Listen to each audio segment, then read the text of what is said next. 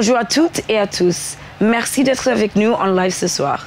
À l'occasion du 75e Festival de Cannes, Brut, en partenariat avec YouTube, a décidé de tenir une grande conférence pour discuter avec vous de santé mentale. Un sujet qui s'est emparé du cinéma et aujourd'hui touche une personne sur 5, et plus particulièrement les jeunes générations. C'est un sujet que Brut, avec YouTube, ont décidé de vous raconter en rencontrant des artistes, des sportifs, des scientifiques. Cette conférence va donc mettre à l'honneur des personnalités qui, en France comme à l'étranger, œuvrent pour lever les tabous autour de la santé mentale. On va démarrer avec Melody Gardot et on clôturera avec Melody Gardot, qui présentait hier son documentaire dans lequel elle raconte son tabou, son parcours, les difficultés auxquelles elle a été confrontée et comment, finalement, elle est parvenue à trouver la paix.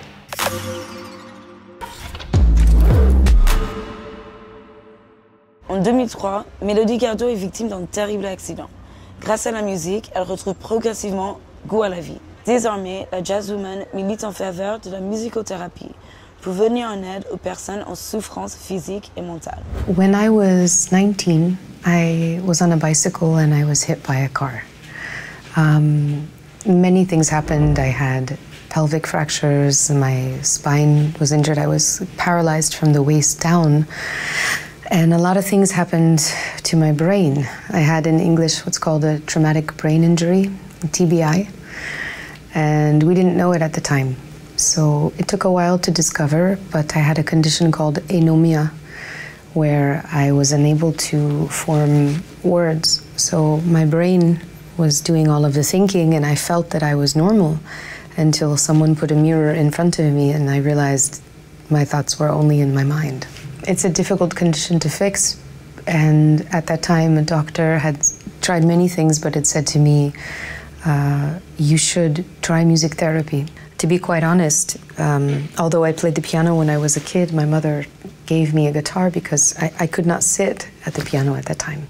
The fractures were so bad I couldn't sit in this position, so I was laying in a bed, in a hospital bed, and she gave me the guitar and I learned to play like this, and then consequently, I learned to speak, so each note had a letter, and one note, like a was M, and then O, T, and so syllables, like a baby. Je pense qu'en français, tu dis like a baby, il guêpe un peu parce qu'il fait ma. Ben, j'étais pareil, vraiment, mais à 19 ans.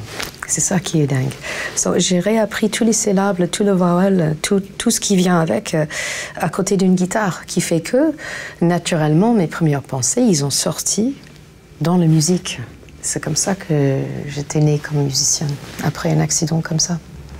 Just after my accident, the first song that I wrote was a surprise. It was a thought that wound up being music, and it was called Some Lessons.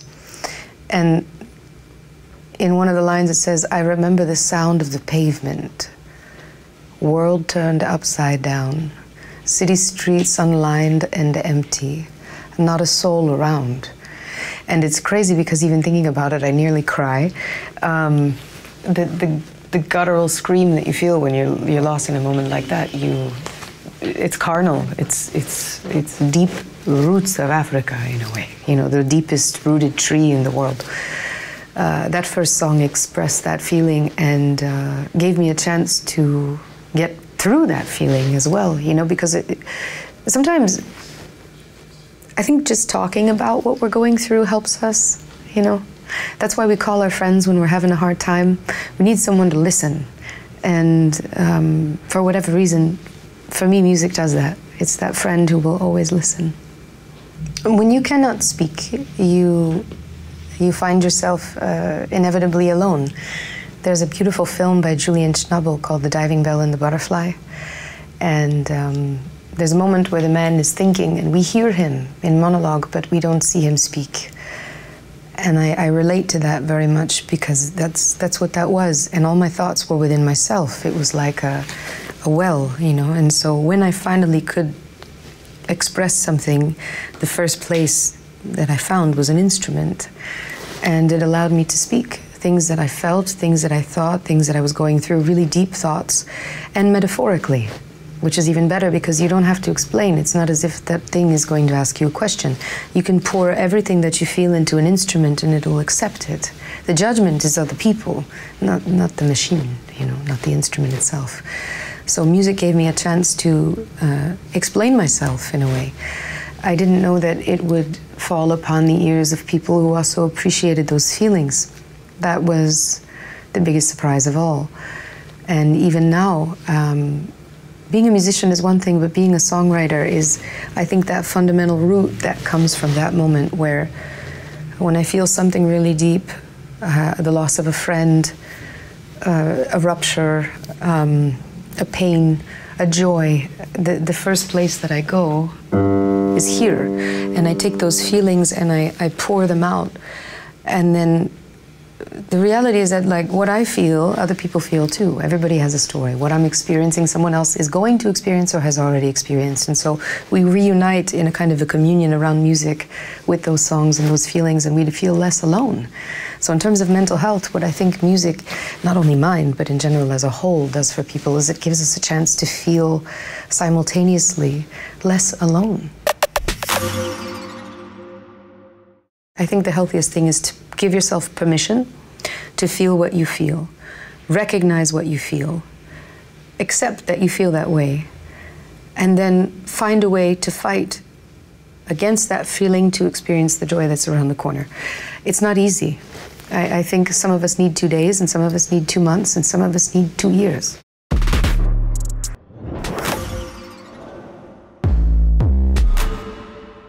La mannequin anglaise Alexina Graham, connue pour ses ailes d'ange de Victoria's Secret, s'est emparée d'un sujet qui prend de plus en plus d'ampleur, la santé mentale. And then when I was 17, I moved to Paris for modelling. I entered a competition, I won the competition, and I became a full-time model. In the beginning, it was just to pay for university, but then I just never went back to school. And I stayed modelling, travelled the world, moved to New York. The thing that I do find hard in modelling is the loneliness. People don't realise that there's a lot of travelling, there's a lot of being on your own. I think as a young teen especially, and doing that, it's really hard because you don't have family members with you or anything. The last 2 years, especially in COVID, I kind of became a big mental health advocate for the personal things that happen in my family, and then just really want to put the message out there and break the stigma around mental health. For 10 years, my sister has been self-harming, depression and suicidal. So I've kind of lived with her since she was 13 and like gone through the emotions of a family member and dealing with that. And then in 2019, she came to me on Christmas evening, on the Christmas day. And she told me that she was going to kill herself and that she had a plan and that she had the note and that when I left the next day she was going to do it. So I didn't really know what to do, and at the time it's hard because you don't really understand what the person's going through. So all my family was like, oh no, you know, she won't do it, it'll be fine, it'll be fine. I'm like, oh, I don't know. But my gut was telling me that this time she was going to do it. So the next day I called the hospital. They told me that I needed to call an ambulance, and an ambulance came, got her, and then about 9 p.m. the same night, we checked her into a mental health hospital. And she was there for 6 weeks. And now she's doing really good. Like, she's... they really helped her. I think for her it was that last resort, and I think it also scared her. She came out and she's doing really good now. She's studying, she's got a full-time job, she has kids, like, yeah. And then last year my uncle killed himself. He died of suicide. So that was a whole, of course, emotional toll too, and the family, and just trying to understand why he did it, and that kind of thing. I've actually not spoken about this public yet, but I will a little bit now. I actually went through a really bad depressive time 6 weeks ago. I realised I was at high functioning depression. And I ended up calling a helpline, and they thought that I maybe had PTSD from actually my sister when the whole mental health thing in the hospital happened. So the last 6 weeks I've been dealing with this and getting help and seeing a therapist. So that, on top of also being alone in a city in New York and not having anyone around you, can have like a really detrimental effect on your mental health. I didn't really see it coming because I'm always alone anyway, but I would like stay in the house on my own. I would watch like crazy amounts of series. But at the time I didn't really notice it because I was also training for the London Half Marathon. So I had to go and exercise. But then I was realising I was running and I was just crying, like crying out of nowhere. There wasn't really a reason for crying. As a person who was in the public eye, I feel like people think that you can't have mental health problems. Like, oh, you know, they only see what you put out on social media, which is also can be very negative. I was like doing selfies to make myself feel good. I think really no one really noticed how I was not doing very well. And then I had a moment. And I was like, okay, I think I really need to get help. I was stood actually on the side of the road and things were not going well and my thoughts were not good. So I just called a helpline in New York City and they were really good and they just said, you know, I think you have PTSD. I think, you know, you just need to surround yourself with people, you need to talk to someone. I had a therapist anyway. But also, you know, when people say to you, oh, some depressive people don't talk about it. They don't say how they're feeling. They don't realise it. That was me. I think I was high-functioning depression. I was just doing life and I go on autopilot. Now that I've been through that and understood where she was in her head and how you act as a person when you have depression, it kind of really made me want to do more as well for mental health because I think people have such a stigma on it and they don't understand. Like I've met so many people who have said, well, she's happy there, but now she's sad. And it doesn't work like that. You know, you're not you. I wasn't Alexina. When I went through that moment in my life, it was like I was somebody totally different. Reach out to a family member, friend, or even a text line. Like if you're not feeling like you've got hope, if you're feeling sad, like just to speak to somebody. And then it's just like knowing the signs. I know that can be really hard because I didn't notice it on myself. But like if you're just staying in all the time, or if you don't want to see anybody, like if friends are saying let's go out and you don't want to go out, and it's really hard to push yourself. But if you can just push yourself that little bit, just to even go and have a tea with somebody, it just really helps the mood and elevate you. And yeah, just connect with someone, anyone. It can be a stranger on the street even, you know, just reach out to someone and tell them how you're feeling. Boris Cyrulnik est né en 1937 à Bordeaux dans une famille de juifs polonais. Ses deux parents sont déportés en 1942, lui échappe à une rafle en 1944. Orphelin à 5 ans, marqué à jamais par la guerre, le neuropsychiatre va œuvrer durant sa longue carrière à démocratiser le concept de la résilience. En 1937, avant la Seconde Guerre, les conditions d'existence étaient très difficiles. Mes parents ont été arrêtés et déportés comme pratiquement toute ma famille, et j'ai été arrêté et emprisonné et condamné à mort à l'âge de 6 ans et demi. Donc ça partait mal. Mais à la fin de la guerre, j'ai rencontré des justes qui m'ont beaucoup sécurisé. Et puis surtout, j'ai acquis les facteurs de protection avant le traumatisme. Probablement, ma mère m'a sécurisé. Je ne sais pas comment elle a fait parce qu'elle-même devait être en grande insécurité. Et puis après la guerre, j'ai été dans des institutions où il y avait beaucoup d'amitié, beaucoup de culture et beaucoup de recherche de sens. Et ces deux facteurs-là m'ont permis de reprendre un développement suffisant. Je ne peux pas parler de résilience parce que je n'ai pas tout réglé, mais ça m'a permis de reprendre un développement suffisant. Et c'est sûrement ça qui m'a motivé à faire des recherches, à diriger des recherches sur la résilience. Le concept de la résilience, ça consiste à dire que si on est mal parti dans la vie, on peut toujours se rattraper, puisque la résilience, c'est la reprise d'un nouveau développement après un traumatisme. Vous avez un traumatisme, quelque chose de grave vous est arrivé ou est arrivé autour de vous. Vous êtes hébété, votre cerveau arrête de fonctionner, vous êtes démotivé, vous n'apprenez plus rien. La résilience, qu'est-ce que vous pensez? Ou bien j'accepte la défaite et il n'y aura pas de résilience, ou bien je cherche autour de moi les mains tendues et en moi, je cherche ce qui fonctionne bien pour déclencher la reprise d'un nouveau développement. Ça ne peut pas être l'ancien développement puisqu'il y a eu un traumatisme. Ça sera donc un nouveau développement qui peut être très bien, mais qui n'oubliera pas l'immense blessure, le traumatisme que vous avez eu. Il y a des traumatismes violents dont on peut se remettre Et parfois, il y a des traumatismes insidieux qu'on ne voit pas venir, contre lesquels on se protège mal, et la résilience est beaucoup plus difficile à déclencher. Par exemple, les insultes, les comportements de mépris, on s'en méfie pas, et ils altèrent le cerveau. Donc ça veut dire que pour que la résilience se déclenche, il faut chercher ce qui fonctionne bien avant, les facteurs de protection acquis, la structure du trauma, violent ou insidieux, le soutien affectif et le sens donné au malheur après le traumatisme. Et là, on peut déclencher une reconstruction plus ou moins facile, plus ou moins rapide, selon la convergence de tous ces facteurs avant, pendant et après le traumatisme. À cause des 2 ans de virus, ceux qui ont payé le plus cher le confinement provoqué par la victoire contre le virus, c'est justement les adolescents. Et les chiffres, les enquêtes qu'on a fait montrent que presque 40% des adolescents sont actuellement en dépression anxieuse. Parce que quand on est adolescent, la chose principale qu'on doit faire, c'est dévorer la vie. Or, les adolescents, pendant 2 ans, ont été couchés, immobilisés face aux écrans, sans rencontre, sans espace. Or, un adolescent doit grimper au mur.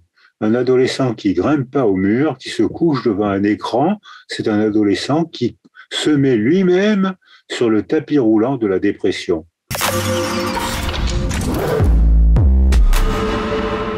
Adolescente, Jules se retrouve livrée à elle-même et vivra même durant un temps dans la rue. Elle y développe ses premières crises d'angoisse qu'elle parviendra à dépasser grâce à des techniques issues de la méditation de pleine conscience. Désormais, la chanteuse et actrice américaine œuvre pour que cette discipline puisse bénéficier au plus grand nombre. I grew up in Alaska on a homestead, and I grew up with really unusual lifestyle, living off the grid. And it was really idyllic and really beautiful, but also there was some hard things about it. I had a lot of trauma. I grew up in a neglectful household. My mom left when I was 8. My dad became abusive and alcoholic at the same time. So I moved out at a very young age. I moved out when I was 15, and I began to make my own way. But it was a really daunting thing because I realized at 15 that statistically, kids like me end up repeating the cycle. So statistically, my odds didn't look good. You know, I should end up in an abusive relationship or on some kind of addiction cycle. And I didn't want to be a statistic. I realized that as much as I had a genetic inheritance, you know, that might predispose me to diabetes, I also had an emotional inheritance that would predispose me to emotional illnesses like addiction and abuse. Moving out at 15 was incredibly stressful. That was the year I began to have panic attacks. I did not know what panic attacks were. I don't even know if that word was around then. Maybe it was. And I couldn't pay my rent. I started living in my car. Then my car got stolen and I ended up homeless. So at 18, I was homeless for a year.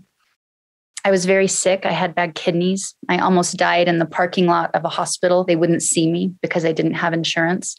Thankfully, a doctor had seen me get turned away and he gave me some free antibiotics and he saved my life. This is when I started shoplifting a lot. I loved shoplifting. It made me feel calm. It made me feel in control. It made me feel like I was caring for myself. So one day I was in a dressing room and I was taking this dress and I was shoving it down my pants. And I saw my reflection in the mirror. I looked like a statistic.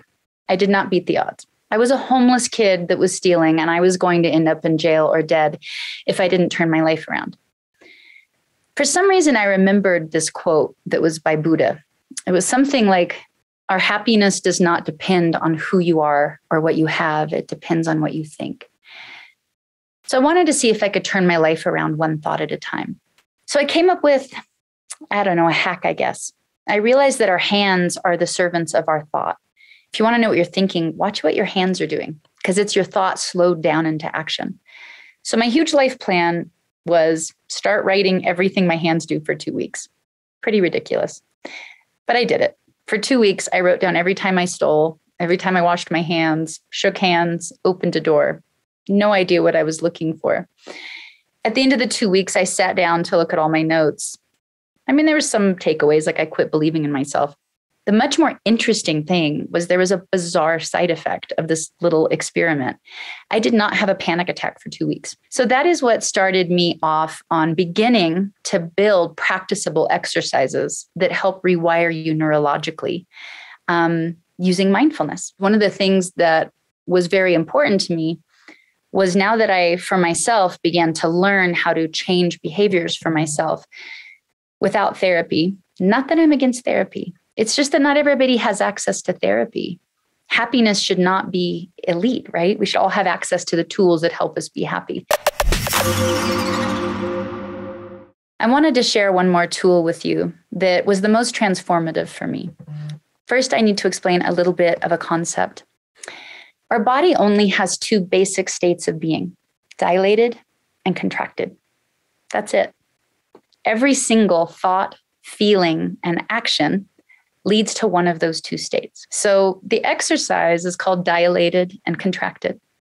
And in a notebook, I want you to write, or in your iPhone notes, as I do that now, I'll have a dilated, then I have 3 sections, thinking, feeling, doing. I have contracted, thinking, feeling, doing. As you go about your life, let's say you do it for 2 weeks. I want you to start noticing every time you feel dilated, relaxed, happy, calm, powerful even.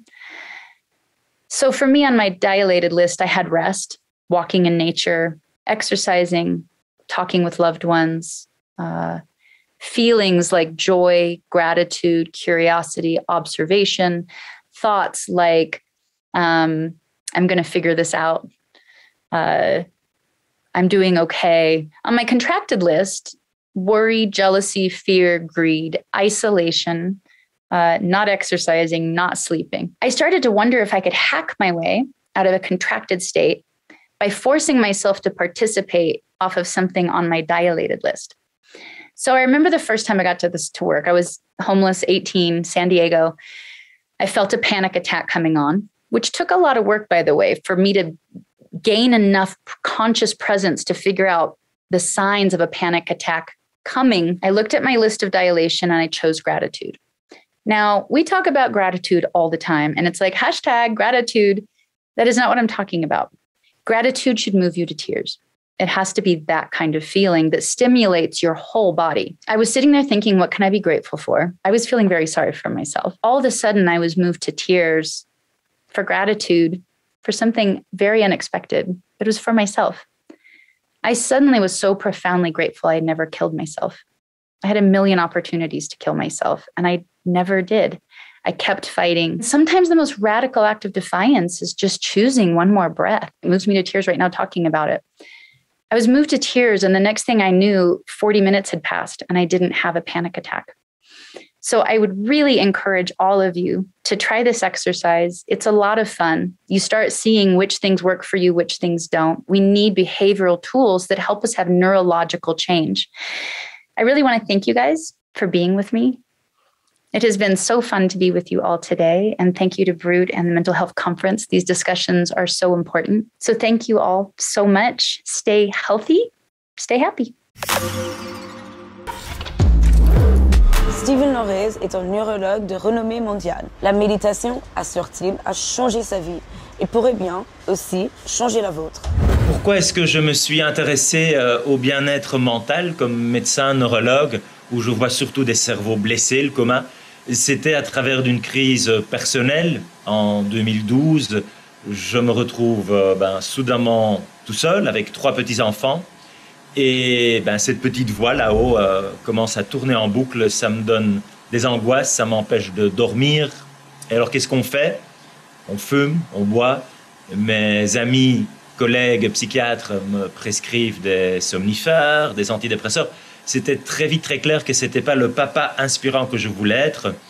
Et puis, j'ai commencé à faire du yoga. Mais surtout, j'ai rencontré un homme exceptionnel. C'est Mathieu Ricard.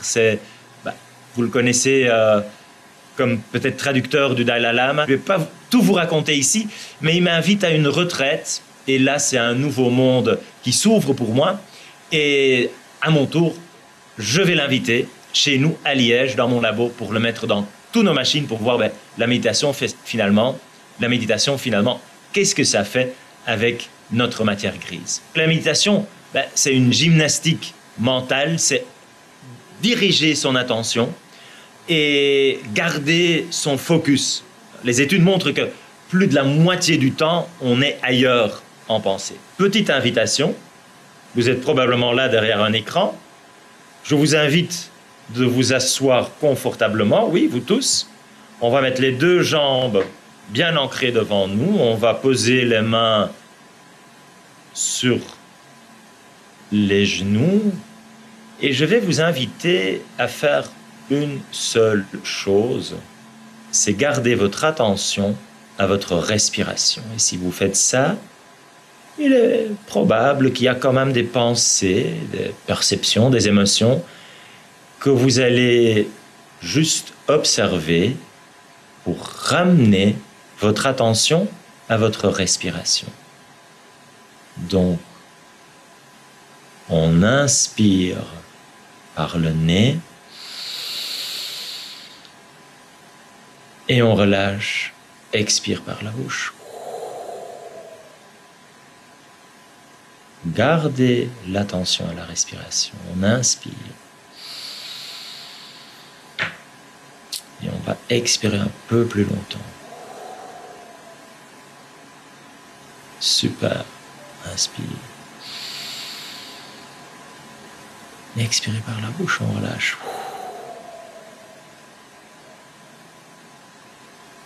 Voilà. Ouvrez les yeux, reconnectez ici et maintenant. C'est tout simple. Mais là, vous stimulez ce qu'on appelle le système orthosympathique, c'est-à-dire chaque fois que vous expirez, le cœur va battre un peu plus lentement, votre tension artérielle va baisser. Les hormones de stress, noradrénaline, cortisol, vous avez vraiment un moyen, quand là, ça vous prend, hein, c'est peut-être la première respiration qui est la plus compliquée. Il est hautement temps que pour les jeunes, qu'à l'école, il n'y a pas juste apprendre, on a aussi, et c'est important, le prof d'éducation physique, hein, ça fait partie du cursus obligatoire, mais pourquoi négliger, pourquoi pas proposer un prof qui va prendre soin de notre bien-être mental? Et comment faire? Je pense qu'on ne l'a pas appris et ce n'est que quand on va se prendre le mur qu'on va s'intéresser à notre bien-être mental. Et je pense qu'il y a beaucoup de choses qu'on peut faire en préventif. Et donc ça, c'est un peu ma mission. Je prescris la méditation et je suis très heureux, Brut, que vous donnez de l'intérêt au bien-être émotionnel et mental.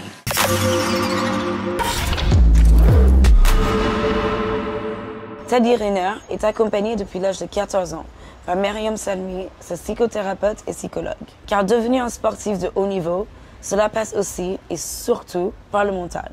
Quand on ne met pas les bonnes personnes autour d'un athlète, forcément il y aura toujours des burn-out, des dépressions ou des blessures à foison. Alors oui, les entraîneurs vous disent, et tout le monde vous le dira, les blessures font partie de la carrière du haut niveau, de la carrière d'un sportif de haut niveau.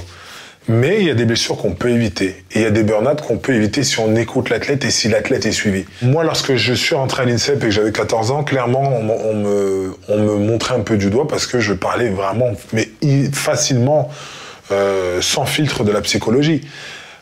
Quand je suis rentré à l'INSEP, l'entraîneur était le psychologue, le préparateur physique et l'entraîneur de judo.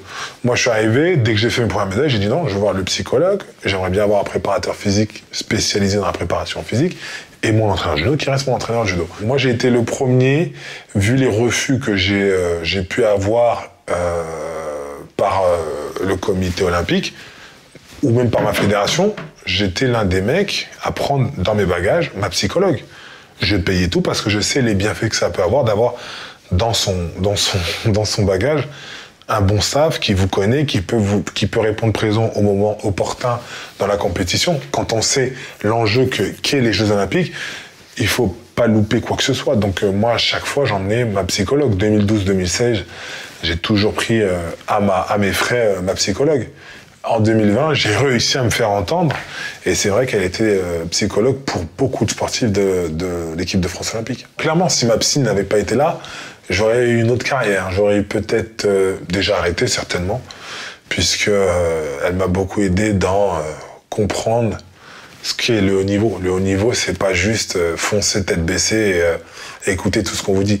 Le haut niveau, c'est cadrer, c'est vraiment être bon dans chaque élément, même dans la préparation d'une saison, même dans l'anticipation, même écouter son corps un peu plus, faire ce qui est bon pour soi et ne pas faire le combat de trop ou le geste ou l'entraînement de trop qui va vous emmener vers la blessure et encore une fois être hors des tatamis pendant X temps. C'est grâce au mental que j'ai réussi à aller jusque-là et pas tant le physique. Même si c'est vrai, le physique et le judo font la paire, mais s'il n'y a pas le mental qui vous dit le matin « levez-vous » alors qu'on est courbaturé, fatigué, qu'on n'en peut plus de toucher du kimono, ça devient compliqué. Parce que c'est vrai, il y a le côté j'aime mon sport, mais il y a le côté où c'est tous les jours la même chose, tous les jours on essaie de progresser pour franchir des petits paliers. Mais l'intensité de l'entraînement, des compétitions, du rythme pour arriver à monter sur les plus belles marches des podiums, il est intense. Et si on n'est pas solide là-haut et on ne pense pas à le travailler, ça peut devenir très compliqué. Pour moi, un athlète qui dit qu'il ne subit pas la pression ou que tout roule, c'est un menteur. Quand on est sportif de haut niveau, on a forcément ces problèmes de pression. Après, il y a la pression positive et négative, celle qui vous transcende et qu'on arrive à gérer, et celle qui vous met dans des mauvaises conditions et qui vous empêche de faire. Moi, dans ma carrière, en plus de 10 ans de carrière, j'ai réussi à être 1 ou 2 fois max au top. Aucun problème mental, aucune pression, vraiment tranquille, relâché. Non, ça arrive peut-être qu'une fois ou 2, et on s'en souvient. Mon sport, le judo et le sport d'une manière générale, ça fait partie de mon équilibre. Je sais que parfois, quand j'ai un nœud ou bien que j'arrive pas à trouver une solution dans une problématique, je vais courir, je fais du judo ou bien je m'entraîne et je sais pas qu'est-ce que procure le sport, mais je me sens mieux, je suis plus apte à réfléchir derrière. C'est mon équilibre. Après, la question, c'est comment je vais faire quand je vais arrêter. Ce que je peux dire aux jeunes, c'est faites du sport, prenez du plaisir. Avant de penser sport ou même vous dire c'est de la compétition, faites du sport pour le plaisir, pour votre santé, pour votre mental. C'est juste magnifique le sport. Vous créez des liens sociaux, vous voyez autre chose, vous apprenez à vous dépasser, vous apprenez à vous surpasser. La cohésion de groupe pour les sports d'équipe, mais de toute façon, même dans un sport individuel, il y a une cohésion de groupe puisque vous avez besoin toujours d'un partenaire ou d'un staff. Donc du coup, ouais, il y a plein de choses à voir. Foncez! Hugo Marchand intègre le corps de ballet de l'Opéra de Paris à 17 ans. Il sera nommé danseur étoile 6 ans plus tard. Une consécration pour ce virtuose qui danse depuis l'âge de 9 ans et appréhende cette discipline comme une thérapie à part entière. La pratique de la danse, c'est une introspection permanente, constante, qui en fait est complètement liée à la personne que je suis dans la vie aujourd'hui. Pour moi, c'est un art de vivre, la danse. Danser m'aide à être une meilleure personne dans la vie. Et en étant une meilleure personne dans la vie, j'arrive à mieux interpréter les personnages que je dois jouer sur scène. Je ne comprends pas du tout pourquoi aujourd'hui on se moque des gens qui font de la danse classique, des hommes qui font de la danse classique, des petits garçons qui veulent danser, qu'on les traite de pédés, qu'on les traite de tapettes. Moi, c'est des choses que j'entends encore et j'ai même eu sur les réseaux sociaux le message d'un papa qui me disait que son fils avait envie de danser mais qu'il n'osait pas danser parce qu'il avait peur du regard des autres. J'ai fait un petit message vidéo pour ce petit garçon et il m'a répondu en faisant un message vidéo en me disant qu'il avait commencé la danse. Pour moi, c'est des petites victoires. C'est hyper important que les gens puissent se sentir libres de pratiquer la danse. Il n'y a pas de genre dans la danse. Aujourd'hui, ce qui ma clé à moi, c'est le désir. C'est le désir de la danse, c'est le plaisir que j'en ai, malgré les douleurs physiques et les pépins qui font partie de notre parcours et de la carrière. C'est vraiment l'envie. Et je crois que pour ça, je suis un être humain très chanceux parce que j'ai trouvé très jeune ce qui faisait sens dans la vie pour moi. Et aujourd'hui, ça m'aide à vivre, ça m'aide à accepter notre existence qui est si complexe. Moi, j'ai toujours été accompagné, que ce soit par ma famille, mes amis, les maîtres de ballet, les répétiteurs qui sont à l'opéra, et puis par une équipe en fait de soignants, qui soient des soignants pour mon corps, des kinés, des docteurs, des médecins, ou des gens qui m'ont coaché psychologiquement et qui m'ont appris à gérer cette pression, à gérer les doutes, à gérer la perte de confiance en soi. Donc forcément, ça peut passer par des sophrologues, ça peut passer par des psychothérapeutes, ça peut passer par des psychanalystes, des gens qui nous accompagnent en fait au quotidien. Et il n'y a pas de tabou ni de honte en fait à être dans ces démarches-là parce que c'est une démarche pour mieux grandir et pour mieux vivre en société. J'ai envie de leur dire d'éteindre leur téléphone. J'ai envie de leur dire de pratiquer du sport, de trouver une forme de sérénité dans la pratique du sport, dans la pratique de la danse, dans la pratique du yoga, dans la pratique des respirations. Et puis, j'aurais envie de leur dire de lire, de voyager. Je crois qu'aujourd'hui, on passe tellement de temps en fait, à se comparer les uns les autres et à voir la fausse vie des gens sur les réseaux sociaux, que ça crée que de la frustration et de la tristesse et du désir, des désirs inassouvis qui sont en fait que des ersatz. C'est pas vrai tout ça.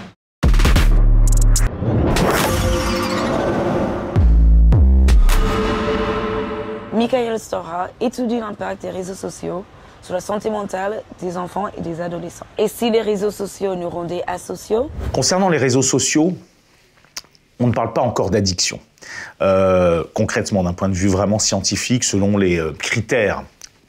Par contre, on peut commencer à voir les effets des réseaux sociaux et surtout sur les populations les plus jeunes, c'est-à-dire les adolescents. Puisque comme vous le savez, l'adolescence reste une période d'une grande fragilité et la construction identitaire se fait à cet âge-là.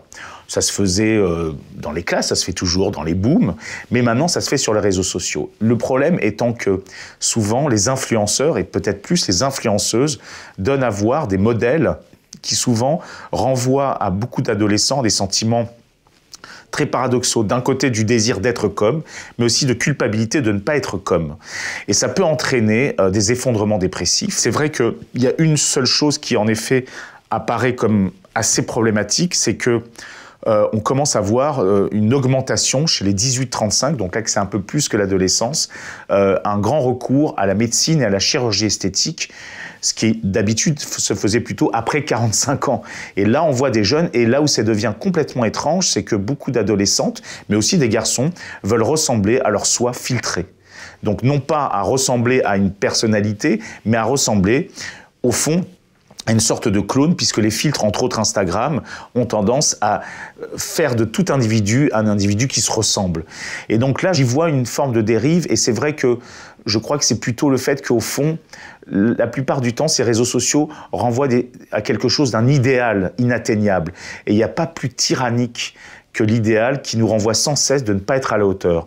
Et heureusement, je vois dans beaucoup d'adolescents des ressources, entre autres dans le second degré, l'auto-ironie, ou peut-être la créativité comme un moyen justement de pouvoir lutter contre cet idéal, de ne pas être à l'image de ce que la société souhaite. Parce qu'on n'arrive pas à atteindre quelque part cet idéal, petit à petit, ça va évidemment, dans ce moment de fragilité narcissique qu'est l'adolescence, provoquer tout simplement des émotions terribles, des émotions de ne pas être à la hauteur. Et je dirais que c'est ça le problème, c'est qu'au fond, d'une certaine manière, pendant longtemps, il y avait des stars auxquelles, de manière très verticale, qu'on aimait, qu'on admirait, mais cette illusion de proximité des influenceurs va être un piège terrible dans lequel beaucoup d'adolescents vont justement penser qu'il est possible d'être comme.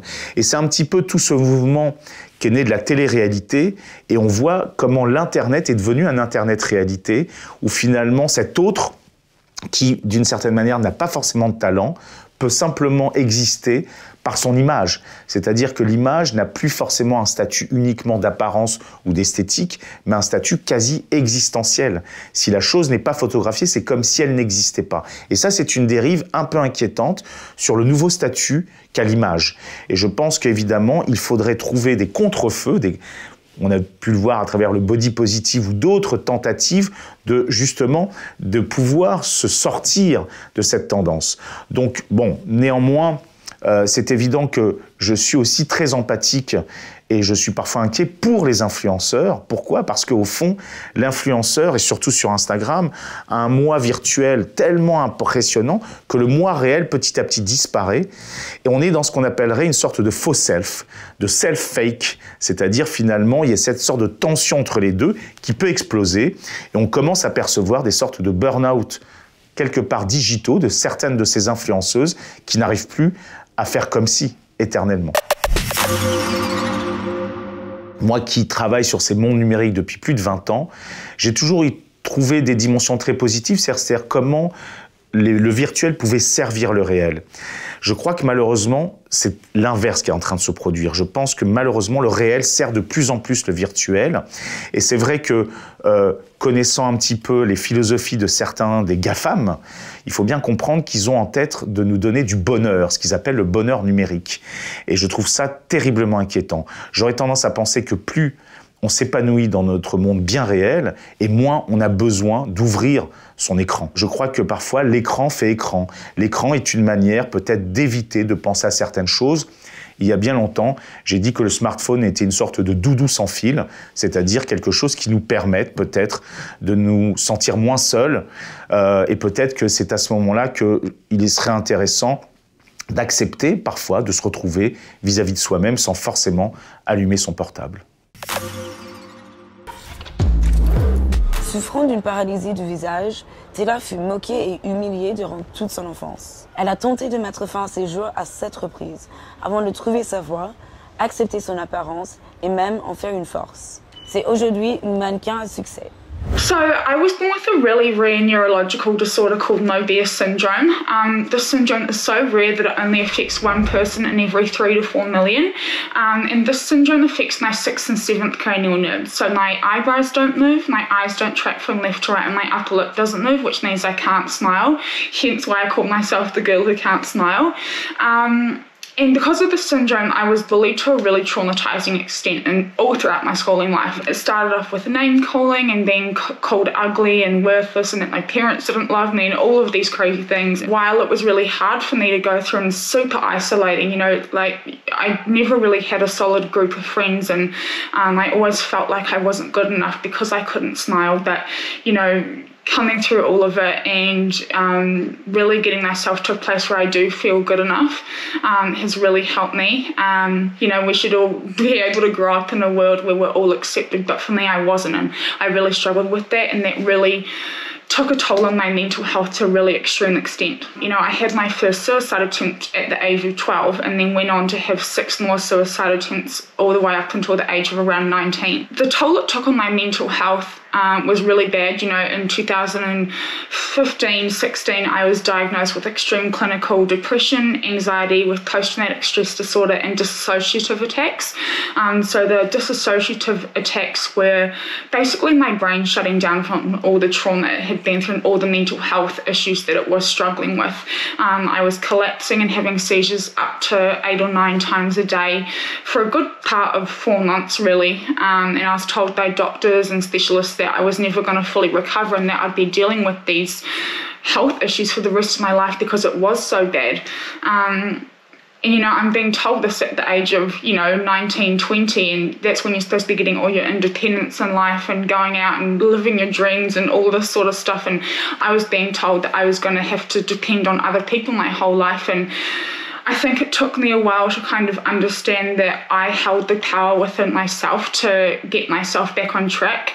I was put into intensive therapy because I was in and out of the hospital system with my mental health, but it really wasn't until around the age of 21, just after my 21st birthday actually, where I finally decided that it was either going to be up to me to change the course of life that I was going down, or I was going to continue feeling helpless and sad. So I got really into my fitness and health and would go out walking every day. I got into meditation. I listened to so many different music playlists on Spotify. I would watch funny videos on YouTube just to try and get myself out of that negative mindset and then really create a habitual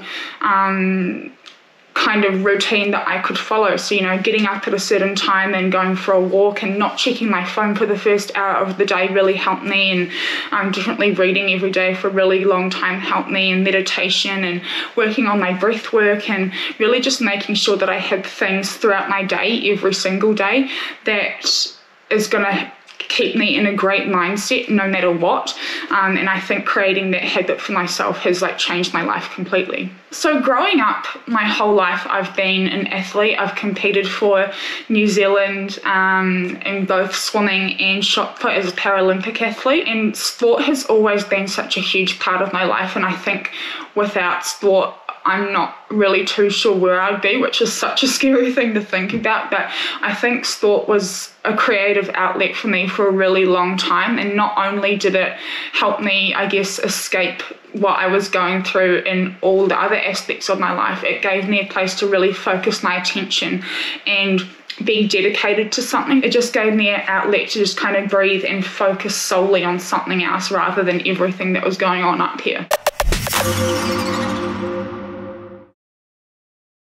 I think, I've learnt so much through going through what I've gone through, and people think I'm crazy when I say this, but I'm so grateful for everything that I went through, because not only has it made me into the person that I am today, but it has also given me a really unique perspective and outlook on life.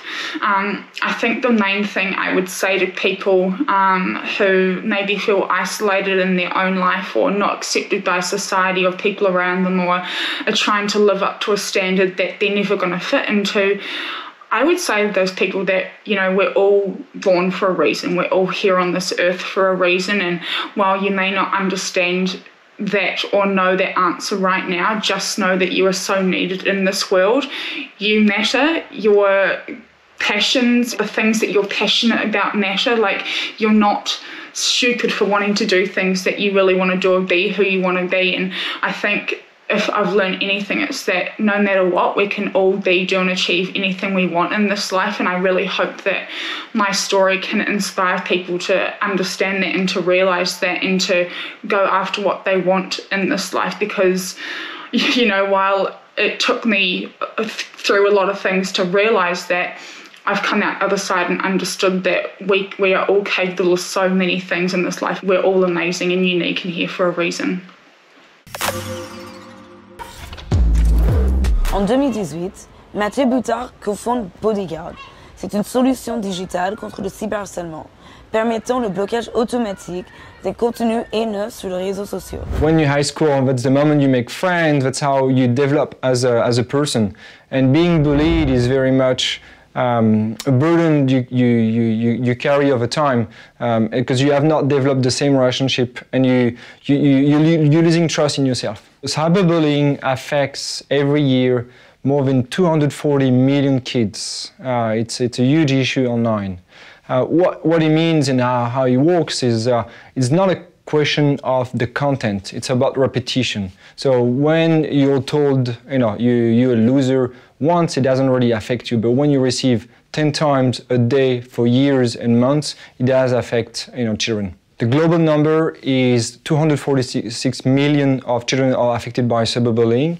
In Europe, 6 children commit suicide every year just because of it. When you bullied, you create social anxiety, social disorder, eating disorders, and you don't really develop as a full grown-up, so it does affect you over time. I can give you one very concrete example.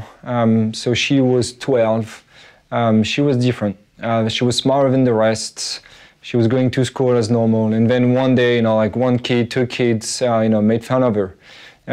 Suddenly, the entire school was, on her back. She was the bully. Her parents, they tried to do everything. So they changed her from school, and so she left the school. But the point is, even if you leave the school physically, you're still connected to the other kids on social media. So the kids on a previous school kept on harassing her online. So she was like, I've changed school, I've done everything that I could. So she couldn't find any other solution than committed suicide. It was really, really tough, for sure, for the parents, but also for the community. So platforms are very much responsible because they host the content, they design the products. So they need to understand, what's going on there. So Bodyguard is a technology which detects and moderates toxic content. The way it works is very simple. You connect your accounts to Bodyguard, and what we do is we retrieve automatically all the comments directly to you in real time. So if we think that a content is toxic to you, it would be automatically deleted. So it could be everything from insults, body shaming, moral sexual harassment, racism, homophobia. I mean, anything you can imagine that does affect you as an individual. There's one advice for parents. It's really to engage with children and to understand the ecosystem they live in. One advice for children, which is a little bit more difficult, is to remind them that we are human beings. It's not because you've got a username and you are taking another username that there is no human being behind this username. So be very conscious of that. I think engaging with social platforms should come with a manual. It's complex. It's really, really complex. Teachers, schools, parents, they should understand what kids should be doing, should not be doing.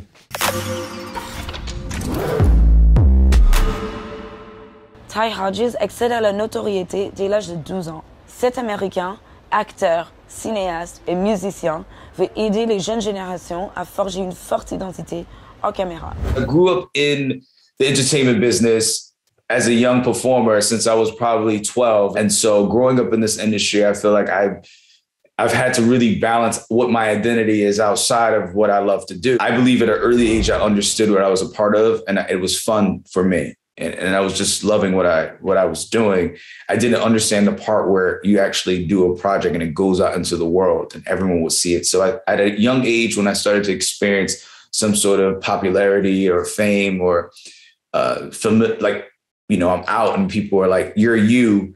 I always knew wow, the person they're talking about is the person in that screen, on their television. And so I always was detached from that. I didn't understand it. And even when I first started getting into business, when I was recognizable, I would say it's not me, which was probably not the nicest thing. And people would get upset because they're like, that is you. And my parents were always like, why do you do that? And I was like, I have to keep the separation.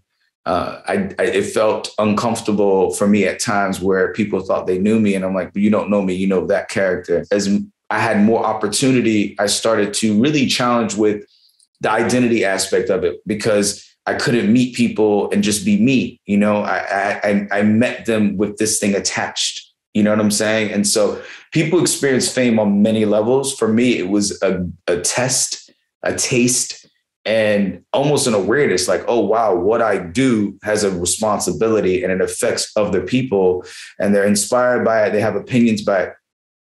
And they literally they believe they know me by this character that was written, designed, put in clothes and showing up as this character.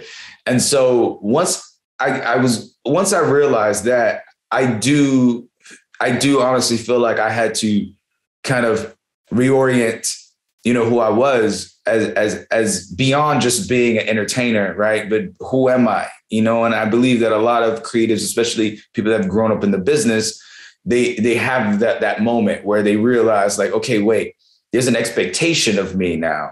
And being human is not really in those deck of cards when it comes to outside people, right? The audience. I didn't really start taking myself or this serious until I was in my 20s because I didn't get to go to high school. I didn't have the natural prom, sports. I didn't really understand what money was. And that was the biggest thing for me because I just had money. And I don't think I abused the money. It's just I didn't know who were my real friends and who weren't. And I didn't care if people were using me. And so I think that's the identity part that I dealt with outside of the industry. That's been the biggest thing for me is understanding how to relate to people when they have this perception or you're looked at this way and they could Google you. They're not really meeting me. They're meeting this exterior or discovering this exterior. And now the relationship, we don't know how pure it is, or you always question if it's pure, you know? The way I've been able to cope in this business and be able to be in it, you know, basically more than half my life, right? That makes sense. Like, this is all I really know is prayer and meditation. And that brings humility and that brings gratitude and just being thankful to do something that I love to do. I get to wake up every day and do what I love to do. That's what I focus on. And that's what's been able to like have me maintain where I'm waking up with new dreams and aspirations, and I'm not getting bored of doing this. Understanding that setting boundaries is an act of self-love, and that self-love goes very deep because it has to be outside of the climate of your career. A lot of times we're in situations where our emotions, our dreams, our aspirations, our joy, and our peace is a lot of times attached to the climate of our career and what we're doing. And for me, I realized that that's a dangerous place for any creative, any artist. So it's really important to create boundaries with other people as an act of self-love, but not only that, with yourself and with your mind. And once you start realizing, like, I'm setting boundaries, not only with people that are around me, I'm setting boundaries with where my mind goes. And I believe mental health is this thing where we all deal with it, right? Everyone is dealing with some sort of aspect of mental health. And like everything, there's a spectrum. And understanding that our minds can really go left, right, up, down. One of the big things that I realized is that when you fully in your body, like when you just own every inch of who you are, that's an element of bliss that you can't learn. It's a freedom when you fully in your body on who you are, right or wrong, because at the end of the day, there's no right or wrong. But this right here can go all over the place, especially if you're creative. So understanding like, okay, cool, I'm gonna set boundaries with you in here that's telling me things that aren't true to be my greatest, because this is our time here on this earth, you know? I encourage people around me to be like, yo, what we doing? We got to be the best. Like, this is our time. We got to be the best. So that helps, like charging other people and being around other batteries to charge ourselves. Dans sa lame, son nouveau documentaire, l'ancienne star du rap français, Melody Gardot, évoque sans tabou les passages sombres de son existence. Elle appelle à une meilleure prévention et prise en charge des personnes en souffrance psychologique. Ce que j'ai ressenti, moi, c'était donc il y a 12 ans, quand je suis diagnostiquée bipolaire. Moi, ce que je ressens à ce moment-là, c'est qu'il y a une complète incompréhension. Je ressens que les gens ne prennent pas du tout ça au sérieux. Que quand on dit qu'on va pas bien, bah, les gens ne nous croient pas. Que quand on dit qu'on souffre à l'intérieur, tant que ce n'est pas visible extérieurement, les gens, ils vous croient pas. Et c'est ce qui pousse malheureusement des gens à extérioriser cette souffrance, parfois par le pire, qui est le suicide. Et c'est à ce moment-là, quand la personne elle est plus là, que les gens ils disent « Ah, elle allait vraiment pas bien ». Et là, on se dit « Mais pourquoi vous l'avez pas écoutée avant ? Elle vous le disait qu'elle allait pas bien ». Quand on voit aujourd'hui le taux de remplissage des hôpitaux psychiatriques, ou qu'on voit la consommation de médicaments qui est vraiment devenue impressionnant, quoi, concernant tout ce qui va toucher à la santé mentale, je me dis que ça y est, c'est un sujet qui commence à être pris au sérieux. Mais il va vraiment falloir qu'il y ait un accompagnement, en fait. Vraiment, je pense que c'est nécessaire que les gens aussi même se sensibilisent les uns avec les autres, parce que moi, j'ai fait partie de ceux qui ont failli mourir de ça. Et aujourd'hui, avec le recul, ce que je dis beaucoup, c'est que dire à quelqu'un « je te comprends », dire à quelqu'un « parle-moi », dis-moi ce que tu as, et essayer de le comprendre, même si pour nous c'est incompréhensible, je pense que c'est une voie vers la guérison. C'est une voie vers peut-être un espoir de s'en sortir. Et ça, pour moi, c'est vraiment ce que je ressens des années plus tard, c'est que je sens que ça y est, les gens ils commencent à accepter. Maintenant qu'ils ont accepté, Inch'Allah, on va trouver des solutions. moi, ce que je dirais à un jeune qui vit ce que j'ai vécu, c'est-à-dire d'être enfermé dans sa propre personne, d'être prisonnier de ses pensées, prisonnier de ses démons, prisonnier de ses pulsions parfois suicidaires, c'est que il y a de l'espoir, il y a un espoir. La vie, elle vaut la peine d'être vécue. Elle n'est pas toujours facile, mais il y a des choses magnifiques à vivre, peut-être pas perceptibles sur le coup, parce que quand on est dans le noir, on voit rien. Mais la lumière, elle peut s'allumer, elle peut jaillir, et vraiment, surtout, je leur dirais de lutter contre ça, d'essayer vraiment de chercher des solutions, de s'écouter aussi, parce qu'on est dans une société qui est pleine de dictats, dans une société qui est pleine de pression, voilà, une grande pression, qu'elle soit dans le travail, qu'elle soit dans la beauté, qu'elle soit dans, je ne sais pas moi, tout ce que ça implique, les réseaux, etc., etc., et qu'on peut s'en défaire. Quand je dis s'en défaire, c'est dans le sens s'écouter et aller vers ce qui nous fait du bien, et plus se forcer à faire forcément ce qui nous fait du mal. Et je pense que ça, c'est important. Ouais, c'est important. Et vraiment, moi, il y a une image que j'aime bien, c'est que la tempête, elle est très lourde, elle est très forte, et elle est très destructrice, mais elle peut laisser derrière elle des champs de fleurs. Les lignes bougent, mais vous avez compris, il reste du chemin à parcourir. On va suivre cela de près, mais d'ores et déjà, notez une date. Celle de la semaine de la santé mentale, qui se tiendra du 10 au 16 octobre prochain, avec comme objectif de sensibiliser aux troubles mentaux et de lutter contre la stigmatisation des personnes qui en souffrent. Pour l'occasion, Brut se mobilisera avec une série de vidéos. Chaque jour, un nouveau format, un nouvel expert, pour répondre aux questions que peut-être vous n'osez pas poser, et puis démystifier un certain nombre d'idées reçues sur la santé mentale, avec des professionnels de la santé engagés. D'ici là, prenez soin de vous.